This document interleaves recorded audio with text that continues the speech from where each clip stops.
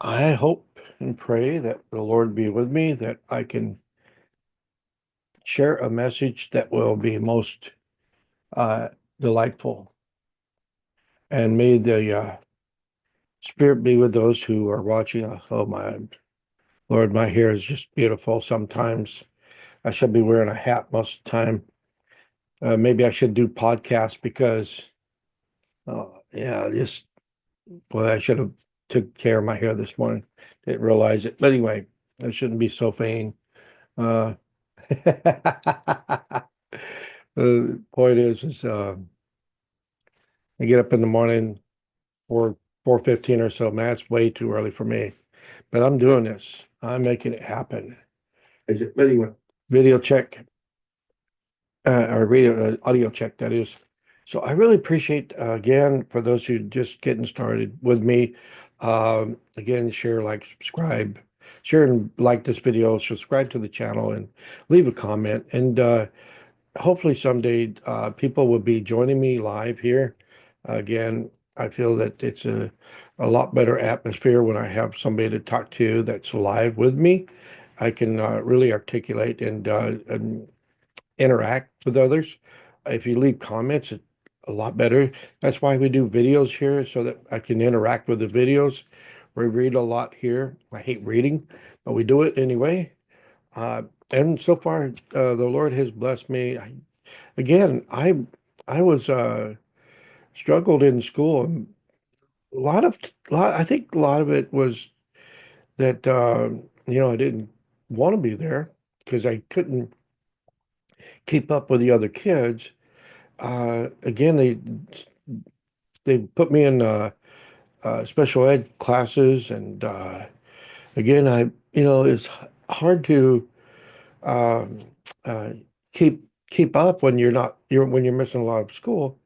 Because, again, my world was impoverished and there was a lot of confusion in the family and, with an alcoholic dad and a mother that was not capable of, but for me, that's the family I chose because of a need for my brother who was being abused. And I had a dream, uh, when I was 5 or 6 years old. It continued on for months that showed me that I was there for for him, and so that things could get a lot better there. So I chose, for me, I'm just saying, for me, I chose to be in that family because the Lord asked me to.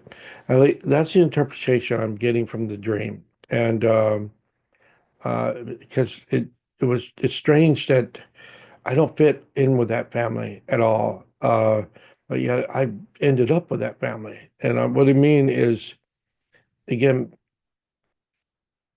I'm a Latter-day Saint. I mean, I really am. Um, Not only because Jesus Christ, of course, can't be saintly until you have the blood of Jesus Christ wipe away your sins, but I don't get into the things that they get into. I'm not, all those worldly things are not a part of who I am, and yet they are. And so I don't, and so we've never, we were connected. But just as I changed my lifestyle, we lost that, lost that real intimate connection between. Now my intimate connection is hopefully with the Lord, as I proclaim. But anyway, so again, uh, whenever I was growing up, I wasn't very well read at all. I couldn't, you know, I, I'm slow at reading. I don't master it in a lot of ways, but I've noticed that while I've been reading here, that the Lord has really helped me uh, uh, see the words and read them as I pick through them a little bit here, and I really appreciate that. And I've learned a trick, and I think it's important. Music, if putting a child in choir really, really helps develop their reading capacity. And here's why. Because they have to, when they're in choir, they must read the words. All right. and they must memorize those words so that they can go ahead and be achieve in choir, to be, somebody that can actually bring themselves to a different level. If, and it, they have to be motivated, of course, but what I've learned is just to follow along with me. When I'm reading the best is when in my mind I'm already seeing these words, and then I speak them orally. So in my mind, I've already read these words. All right. And as I'm reading these words ahead of time, before I'm speaking them, then I'm able to read them, read them more fluently. And so whenever you're singing, you have to both read this, all right, and then you also have to read the music notes that are below it. So that means that you have to stay ahead whenever you're singing, whatever song you're singing. So that really develops a great way of reading out orally. So that's when you can tell when I'm doing that very thing, whenever I'm really reading well, is because I've remembered that rule in my head that I read these things in my mind, and then I as I'm uh, and then I'm reading ahead of myself the words that I'm bringing forth orally. So just a kind of a trick that maybe helps others um, read without getting stumbling over my words. Again, I appreciate those who are coming with me. Again, let the Lord be with us this day, that He helps me articulate the message that He wants me to, and may you be able to receive the inspiration that He has intended for you. And thank you. Again, I continue to see the increase of subscribers is very small, but you know what? It's the Lord's work, and He is the one who is. I've dedicated this for Him. So it's His channel, it's for Him. And I'm just here to inspire people, just to wake up in the morning and get started with the Lord. Cinch up that yoke so that whenever you have to go through trials and tribulations through the day, or through a moment of life, that each day that you feel the embrace of the Lord upon you, that you know that He's there, that He is securely embracing you and carrying you through that moment of despair. Because again, we are most vulnerable.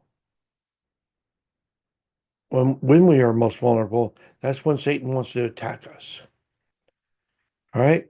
And so the only way we can get through that is to make that sure, and have that extra line of protection, is to start the day out with the Lord and make sure He's a part of our life first.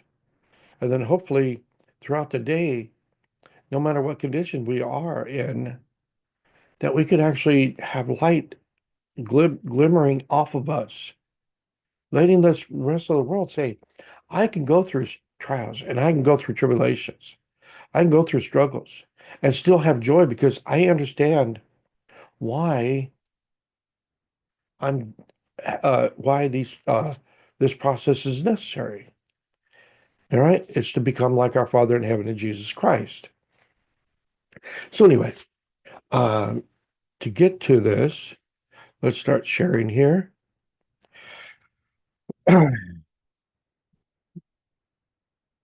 We are in the Come Follow Me. We're going to be talking about Oliver Cowdery, because he's the emphasis for this week. So we may take 1 or 2 days here, maybe 3 days, on just Oliver Cowdery, because um, we need to know Oliver Cowdery, because he's again one of the witnesses to again, we only think about the moment that he sees a lot of times, well, let's do it this way. A lot of times when people think about the witnesses, they only take that one moment that they seen that we talk about when it comes to seeing the angel of the Lord and hearing the voice of the Lord proclaiming so that this is his work. All right. They use every other part of the witnesses' interaction with Joseph Smith and the Book of Mormon and its production. They forget that Oliver Cowdery was there whenever the priesthood was restored. I don't want to get into all that because that's later on. I don't want to spoil our fun there. But again, he's there for so much that he's having visions, that he's able to, and again, we'll get into this here, where he's able to translate whatever that means. I mean, he wasn't able to see the plates himself, but we don't know what that meant that he was able to translate. Maybe we can capture that while we read. And if you know something about it, please leave a comment and let me know what that means that Oliver Cowdery was able to translate, because haven't seen anything that will really specifically give us an understanding of that. Again, we have history and we have lots of information, but again, we don't have everything. And which is, so we get to guess and we get to ponder on these things but the real important stuff is available for us. And the real important stuff is anything that's available to us. All right. So that we need to get into these to what we know, use it as a way to uh talk to others about the history of the church, because you can talk about history all day long at work, you know? You don't have to get into religion. You just talk about these are the claims that the people made. What's wrong with that? Let them figure it out. All right. So Doctrine and Covenants 6 through 9. This this is the spirit of revelation. And just off the top, the reason that Oliver Cowdery is coming, and we'll get into it anyway, but I'm just want to say what I know off the top of my head. The reason Oliver Cowdery is here in this story is because he's a school teacher. I believe he's heard that there's uh, I'll tell you what I do know, that he eventually finds out from teaching the kids in the family of Joseph Smith that there's this work that's being done by Joseph Smith, and that excuse me, that this work is being done by Joseph Smith, and he becomes very curious, and then he eventually goes out and prays about it. He sees a vision of the plates, um, and so he's very much seeking after one thing, and that's to help the work to go forward. And so the reason that he becomes involved is also because Martin Harris failed miserably, along with Joseph Smith and others around Joseph Smith. But God has seen in His great wisdom that Joseph Smith continues to eventually bring forth the Book of Mormon as he was directed to and for to do in the beginning. All right. So God hasn't given up on Joseph Smith, and He won't give up on us if we continue to repent and return back to Him and turn away from the world. You know, we're constantly, again, what do we want? What's our desire in life?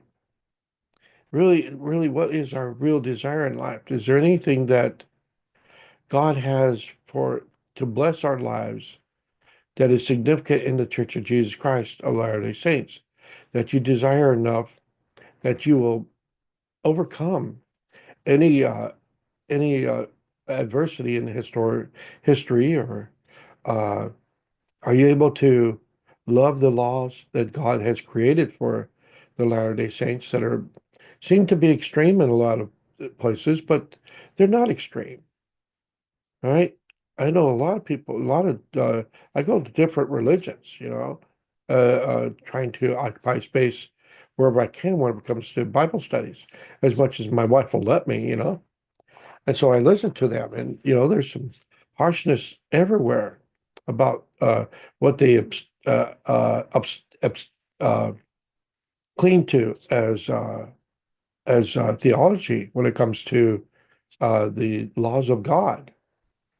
And the laws of God are not there to create despair in our lives. The laws of God are there to bless our lives. And again, that's what the Lord does. He blesses us with the things that He's given us. So anyway, sorry for laboring a point, but I want to make sure that I give you an inspiration before I get started here a lot of times. And we've been going for 15 minutes. We still haven't got into Oliver Cowdery enough to wet the ground with, you know. Anyway, with our saliva. Anyway, let's go. Uh, in the fall of 1828, a young schoolteacher named Oliver Cowdery took a teaching job in Manchester, New York, and stayed with the family of Lucy and Joseph Smith Sr. Oliver had heard about their son, Joseph, and his remarkable experiences. And Oliver, who considered himself a seeker of truth, wanted to know more. Now, I think there's something with David Whitmer. I think there's an association with David Whitmer that David Whitmer heard about it because of what was going on in the town. Because Joseph Smith, gold, that much gold found by a person is big news, and so the word is getting out. The Smiths described visits from the angels, an ancient record, and the gift of to translate by the power of God. Oliver was fascinated. Could it be true? Lucy and Joseph Smith Sr. gave him advice that applies to anyone seeking truth. Pray and ask the Lord. No doubt. Really, I mean, God only knows. He's the only one that really knows uh, the circumstances surrounding the life of Joseph Smith. And because he's the only one, that's the only one we can really seek after when it comes to, um, let's see if that helps out any. All right. Anyway, he's the only one that really can help us understand the circumstances surrounding this occasion. And if we ask in faith, not wavering in any way and being humble in the Lord, then He allows us to know these things in our hearts and our minds, all right, touching us, letting us feel of His Spirit and the truth that is represented in that moment. Anyway, so Oliver did, and the Lord answered, speaking peace to his mind. Let's go to this little right here. It says, did I not speak peace to your mind concerning the matter? What great witness can you have then from God? And this is later on. Uh, this is not speaking to that moment that he's praying. He is speaking to that moment he's prayed, but this is what I believe let's go back to it and see when this revelation was. All right, so April 29th. Um, and so April 29th, okay. So Joseph Smith received revelation for him. Let's see. Revelation given to Joseph Smith, the prophet of God, and Oliver Cowdery at Harmony, Pennsylvania, 1829. Oliver Cowdery began his labors as scribe. And so I think, we're going to read that. We're going to read what that means, okay? Because there's something to that. Because obviously Oliver Cowdery was questioning something, and the Lord came to them and did speak to them and spoke about this bringing peace to his mind. Anyway, we'll get to it. This is only an outline. Uh, Revelation, Oliver discovered, isn't just for for prophets like Joseph Smith, and the important part of that is, again, Joseph Smith can receive revelation, but but the revelation he's receiving is for the world. It's for the entirety of the church and the world itself. We receive personal revelation to deal with the matters that pertain to us personally. So we have to make sure that we separate what we receive for ourselves compared to what the prophet of the God receives, which is directly chosen words for the from the Lord to the prophet. Oh boy, word salad. I'm starting to get a Kamala disease for a moment. Excuse me. Let's try this again. The prophet of God receives revelation for the world and for the church specifically. And Oliver Cowdery receives it for himself in this matter because he's concerned with things that are going on. All right. He's asking questions. And when we have things that matter to us personally, then we can go to the Lord and ask those questions and receive revelation. And then we can bring it to the floor. You know, it's not when we have concerns in our lives, it's okay to go to the Lord and then go to the leadership, say, hey, I need help. I think the church is going the wrong direction. What do you guys think? Is there any way and write a letter? Don't be abusive in the letter. Just write a letter to the leadership and hope, and pray that if the Lord wants them to hear your words, they'll hear your words. They'll read it.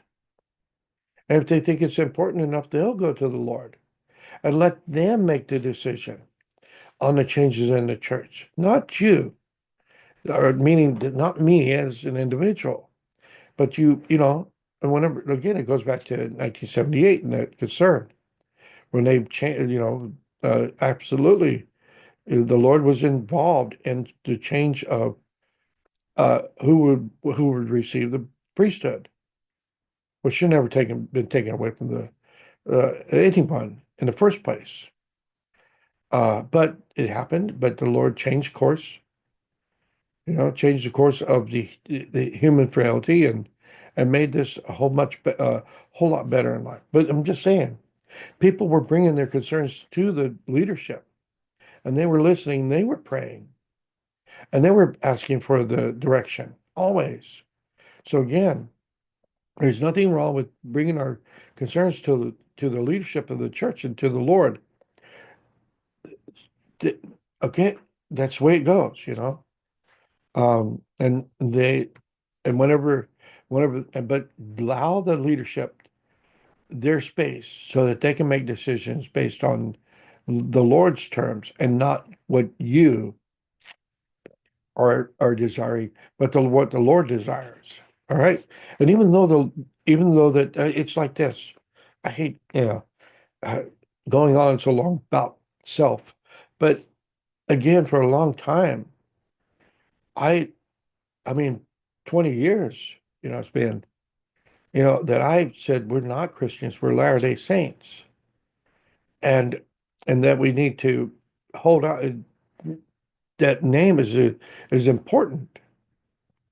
That we can't just it needs to, because a name drives our passions. All right. When we call ourselves saints, we are saying that we are holy because of Jesus Christ, and He is our master.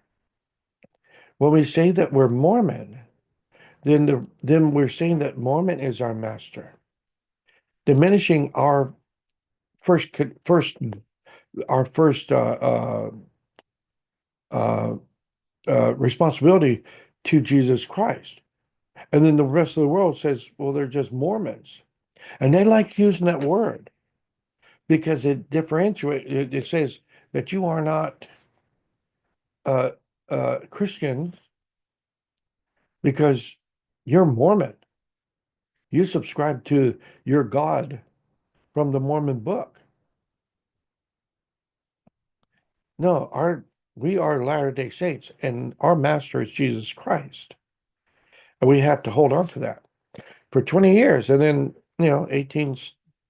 17 or 18 years later, here comes the prophet of God, finally, saying what I've been saying for a long time. All right. And again, I didn't, I spoke about it. I was ridiculed for the idea. And so, but the change was made because it was in the Lord's time that he made that change. I didn't have to, I didn't have to go uh, beat somebody down because or beat the leadership down because they weren't listening to me and my wisdom that I gained from whatever inspiration I had. No, I just stood where I was and said, "This is my truth." And I understand that you don't stand in the same place as me, but I'm okay with that. Just this is my truth. And over time, it got changed. All right. So the Lord listens to us and our concerns. The leadership will listen to us too. All we have to do is write a letter. Like again, be respectful and be loving with that information, but don't expect no expectations, just hope. Right. Oliver did, and the Lord answered, speaking peace to his mind. And we already read that. Revelation Oliver discovered isn't just for prophet like Joseph Smith. It's for anyone who wants it and seeks it diligently. Excuse me. Oliver still had a lot to learn, but he knew enough to take his next step.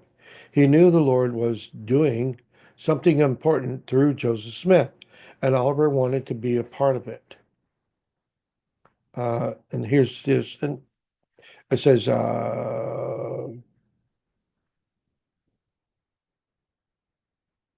let's see, what time is it? We'll probably get to that video tomorrow, maybe. Let's go somewhere first before we get here. All right. Uh, I research a little bit so that we can get different things to kind of um,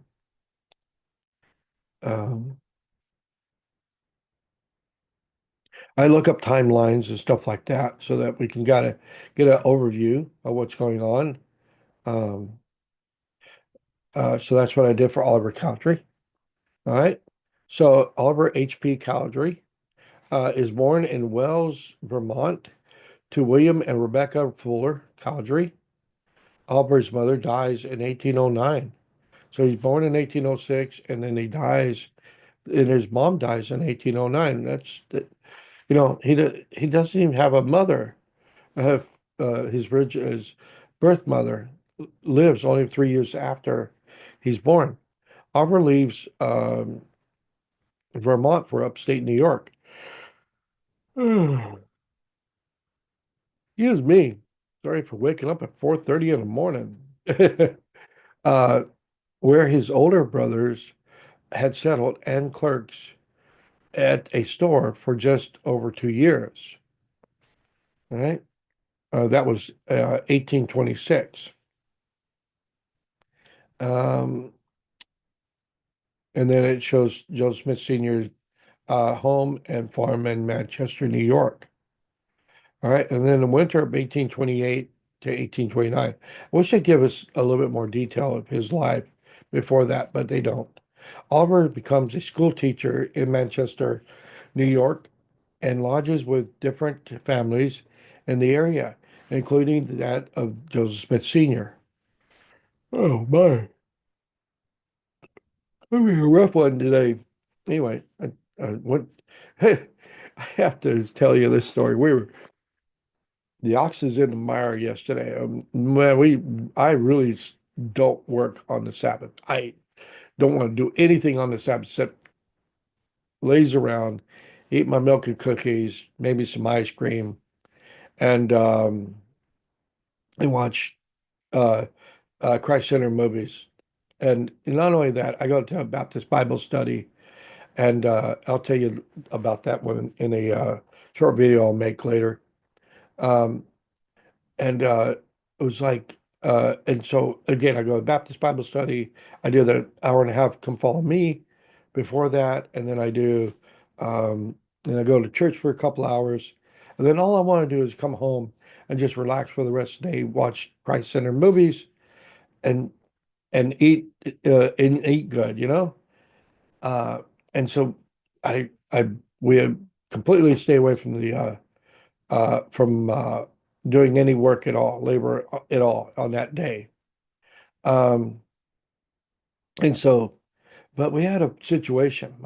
We have a saltwater tank um, full of there's some fish in there, of course, and we have a bunch of corals, anemones, and all that, you know. And so we noticed that the new fish that was presented in that tank yesterday was being attacked by some damsels. They're black and white striped fish, you know, and and so we gotta that ox is in the mire. That ox is going to die if we don't do something. So unfortunately, uh, we tried to do the best we could. We had to catch the damsel that was really attacking the fish. It had it grabbed and was tussling with it at one moment, and so we needed to make sure that the new fish was being protected, and so we had to take the other fish out. The damsels are very cheap. The one that we bought is kind of a little bit pricey, but and it's clownfish. But anyway, so we had to get it out of there because the damsels out of there because again. That fish is going to die because that damsel fish, the clownfish, is going to die if that damsel fish continues to attack it. And so we got all this rock in the tank and all that. And so eventually we had to take out 70% of the rock so that we could catch this fish. And there was this struggle. Well, I didn't want to really do anything. Figured, well, the fish will, fend for itself eventually. And my family and my wife and my daughter are really concerned about this fish. I said, fine, the ox is in the mire. And it really was in that way because the fish could have been really harmed and eventually lost its life if we didn't do something about it. So for 2 or 3 hours, 4 hours yesterday, we were really trying to take care of this problem that we could not overlook because there was a potential of a loss of life, even though it's just a fish that we just bought. But it's still, we don't want, we want the best situation for all. So anyway, we're doing the best we can. But again, I had, at first, it becomes a struggle sometimes for us to keep the Sabbath day in its thought. But when we, like I said, the law allows us to also make sure that we care for others on that day. And even if it's a fish or an ox in the mire, that we have a responsibility to uh, take care of those who are less fortunate or less capable on that day. So again, uh, think about others before you think about yourself. And so anyway, just a little story, uh, personal story. I thought it was kind of interesting. I said it fits the moment, I guess. I always have stories. There's all kinds of stories in my life. I try not to do anything, but yet I do a lot of things and it creates stories. But anyway, in winter of 1828 to 1829, Oliver becomes a school teacher in Manchester, New York, and lodges with different families in the area, including that of Joseph Smith Sr. The Lord, and then in 1829, the Lord appears to Oliver Cowdery and shows him the plates in a vision. So again, February of 1829, all right? So this is, uh, so we got to remember that date so that we can kind of uh, line everything up here. In April of 1829, Oliver travels to Harmony, Pennsylvania, meeting Joseph Smith on April 5th. All right. And then here is, will it blow up? No, probably not. Page from the original Book of Mormon manuscript. Again, we don't have the complete original because because it deteriorated over time. But we have the printer's manuscript because it was preserved by David Whitmer, who eventually handed it off, and he got it from Oliver Cowdery. And then in April 7th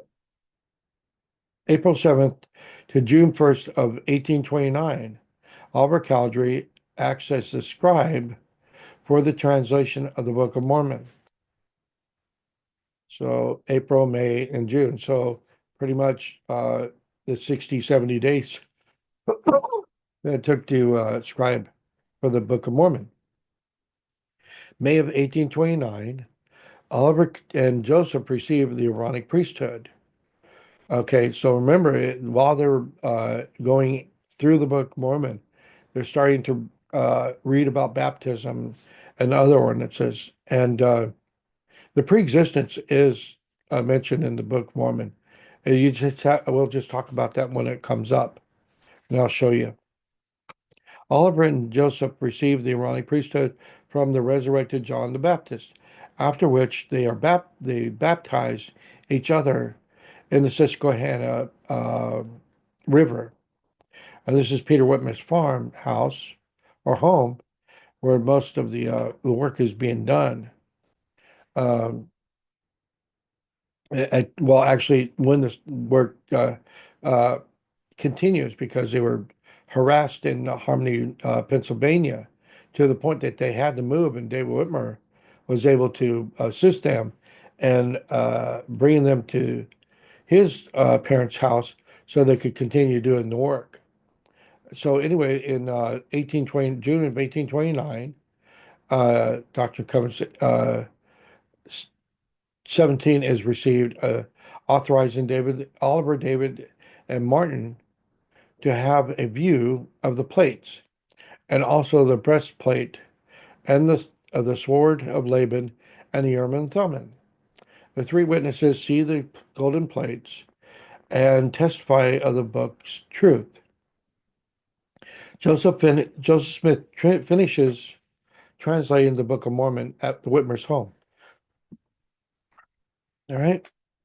And so again, we have witnesses of the fact that this thing was produced in that short amount of time. It's just not a claim, but you have people moving parts all over the place here that is describing that is allows us to get a timeline on how long it takes for the translation process. And again, all that they've done, Martin Harris and Joseph Smith have done, is they have completed the first 116 pages, which was everything up to Mosiah, and then they lost those pages, and then Oliver Cowdery and Joseph Smith start from that very point in the Mosiah, and they continue to. Excuse me. Oh, it's early morning. Hate this early morning. Get back to my regular schedule so I can wake up a little bit earlier a little bit later in the early morning. Anyway, so Joseph Smith and Oliver Cowdery start from Mosiah, and they end up back to the beginning of the story where Lehi starts in First Nephi. So they go from Mosiah, Alma, Helaman, Third Nephi, Fourth Nephi, um, Mormon, Ether, then Moroni, and then they go back to well, I'm naming off all the books. Ain't that wonderful?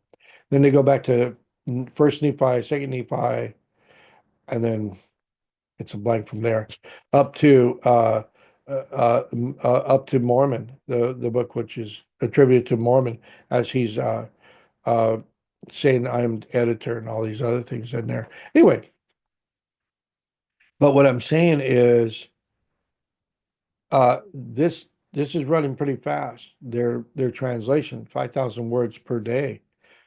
I'm sure they took a day off once in a while. So, and that's an amazing feat considering the complexity of the book, right? So, so they received the witness of the Book of Mormon in 1829, June of 1829, and then Oliver is named the second elder when the church is organized in April 6th, 1830.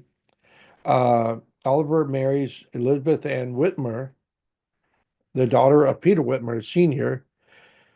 and sister of David John Jacob and Peter Whitmer Jr.